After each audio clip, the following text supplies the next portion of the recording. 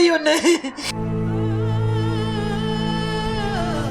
मारना ही चाहता सी मेरी तीनों।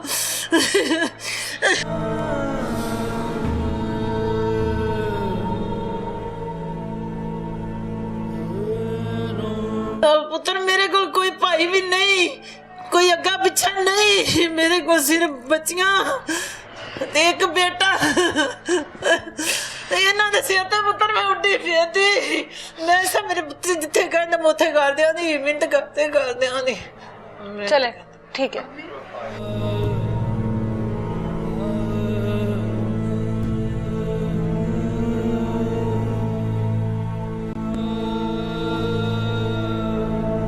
कितने दुश्मनी कहते जिसला चूनिया ला गए ना मेरी तीनों होते जे तुझे ना कराउन देना ना असे तो तीनों दिन बाद अच्छा बस ठीक है, चुप कर जाए। बस जालिम लोग है, बस जालिम लोग है, बस आप चुप कर जाए। बस जालिम लोग थे, चुप कर जाए। जान पहले पड़ गए।